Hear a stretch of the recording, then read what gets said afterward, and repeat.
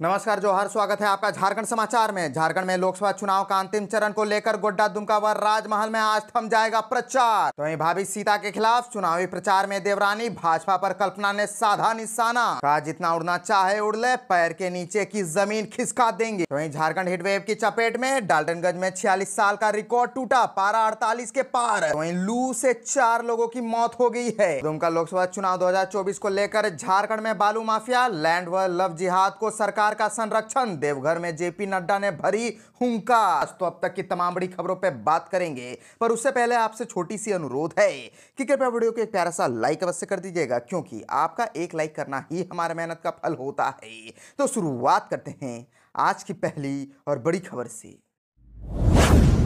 इस वक्त बड़ी खबर झारखंड से आ रही है, जहां झारखंड में लोकसभा चुनाव का अंतिम चरण को लेकर गोड्डा दुमका व राजमहल में आज थम जाएगा प्रचार। दरअसल लोकसभा चुनाव के अंतिम चरण में 1 जून को वोटिंग होगी। इसके लिए राजमहल, गोड्डा और दुमका संसदीय निर्वाचन क्षेत्र में चुनाव प्रचार आज शाम 5 बजे थम जाएगा। इसी के साथ चुनाव प्रचार करने बाहर से गए नेता और कार्यकर्ता वहां से लौट जाएंगे। दुमका और गोड्डा में आमने सामने का मुकाबला है, जो राजमहल में लोबी हेम्ब्रम के चुनाव मैदान में उतरने से यहाँ त्रिकोणीय मुकाबला हो सकता है। दुमका संसदीय क्षेत्र तीनों सीटों में सबसे हॉट सीट है। पिछली बार भाजपा ने इस सीट पर कब्जा किया था। इस सीट पर भाजपा की ओर से सीता सोरेन और झामुमो की ओर से नलिन सोरेन चुनाव मैदान में है। यहाँ कोई भी उम्मीदवार तीसरा कोण बनाता नहीं दिख रहा है। गोड्डा संसदीय क्षेत्र में भी आमने सामने की लड़ाई है। और आपको बताते चले कि गठबंधन के प्रत्याशी के तौर पर प्रदीप यादव और भाजपा के प्रत्याशी के रूप में निशिकांत दुबे चुनाव मैदान में है। वहीं राजमहल संसदीय क्षेत्र में भी मुकाबला गठबंधन के उम्मीदवारों एवं वर्तमान में सांसद विजय हांसदा और भाजपा के उम्मीदवार ताला मरांडी के बीच में है। लेकिन वहां पर लोबी हेम्ब्रम चुनाव को त्रिकोणीय संघर्ष की ओर ले जाने का प्रयास कर रहे हैं। तीनों सीटों में राजमहल ऐसा क्षेत्र है जहां पुरुषों से अधिक महिला मतदाता है। यहां कुल 17,04,671 मतदाता में से पुरुष मतदाता 8,51,165 और महिला मतदाता 8,53,496 है। तो वहीं दुमका में कुल मतदाता 15,91,061 है, जिसमें पुरुष 7,99,045 और महिला मतदाता 7,92,010 है। इसी तरह गोड्डा में कुल मतदाता 20,28,154 है, उनमें पुरुष 10,50,328 व महिला मतदाताओं की संख्या 9,77,809 है।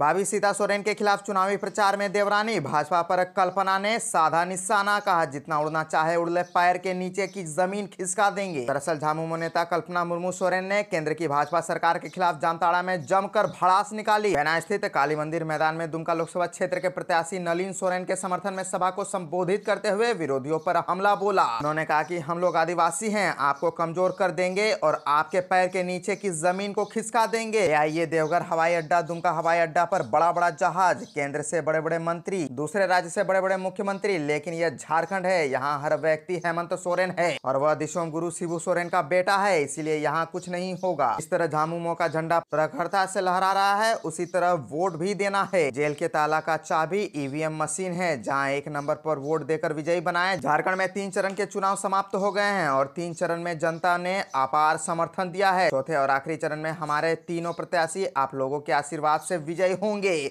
उन्होंने दुमका लोकसभा क्षेत्र के प्रत्याशी नलिन सोरेन के समर्थन में प्रचार करते हुए विजय दिलाने का आह्वान किया।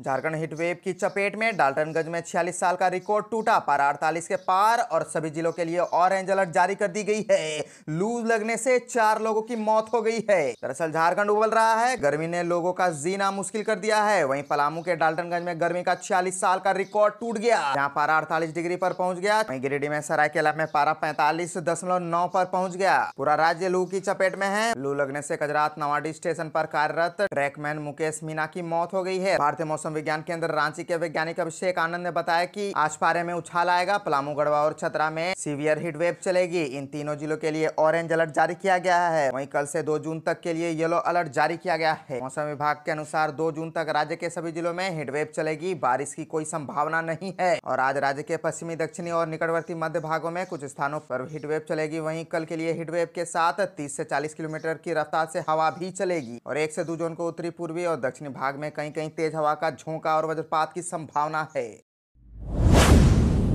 दुमका लोकसभा चुनाव 2024 को लेकर झारखंड में बालू माफिया, लैंड व लव जिहाद को सरकार का संरक्षण, देवघर में जेपी नड्डा ने भरी हुंकार। दरअसल दुमका लोकसभा चुनाव 2024 को लेकर भाजपा के राष्ट्रीय अध्यक्ष जेपी नड्डा ने झारखंड के देवघर में चुनावी सभा को संबोधित किया। उन्होंने इंडी गठबंधन पर निशाना साधते हुए नेताओं को भ्रष्टाचारी बताया है।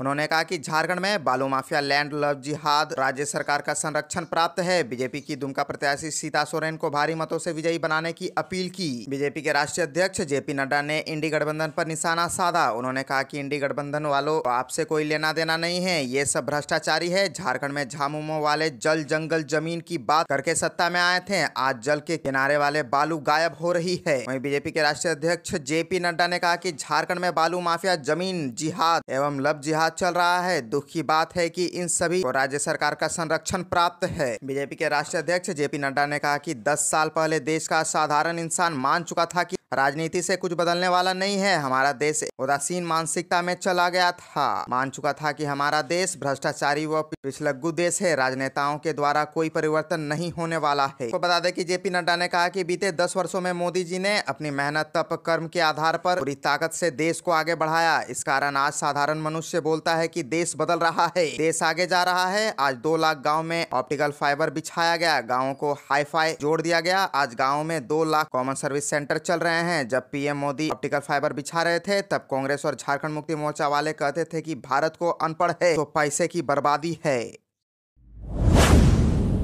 रामगढ़ की अदालत से जयराम महतो को मिली जमानत, हिरासत से आरोपी को छुड़ाने का प्रयास का है आरोप। दरअसल झारखंड के रामगढ़ जिले के कुजू ओपी के समर्थकों के साथ भीड़ जुटाकर सरकारी काम में बाधा पहुंचाने एवं हिरासत के लिए एक व्यक्ति को छुड़ाने का प्रयास करने के आरोप में जेबीकेएसएस के नेता जयराम महतो को रामगढ़ न्यायालय से नियमित जमानत मिल गई है। इससे पूर्व रामगढ़ के प्रधान जिला व सत्र न्यायाधीश आलोक दुबे के न्यायालय ने जयराम महतो को अग्रिम जमानत दे दी थी। जयराम महतो ने इसके आलोक में रामगढ़ में एसडीएम की अदालत में सरेंडर किया और नियमित जमानत के लिए अर्जी दी। एसडीएम की अदालत ने जयराम महतो की अर्जी मंजूर करते हुए उन्हें नियमित जमानत दे दी है। दर्ज प्राथमिकी में कहा गया है कि 18 मार्च 2023 को जयराम महतो ने अपने समर्थकों के साथ आकर कुजू ओपी में मजमा लगा दिया और सरकारी काम में बाधा पहुंचाया। पुलिस द्वारा समझाने बुझाने पर पुलिस की धक्का मुक्की करते हुए जयराम महतो, संतोष महतो व उनके समर्थकों द्वारा धमकी देते हुए 17 मार्च को हिरासत में लिए गए। प्राथमिकी के नामजद अभियुक्त कैथा निवासी पानेश्वर महतो को जबरन छुड़ाकर ले जाने का प्रयास किया गया।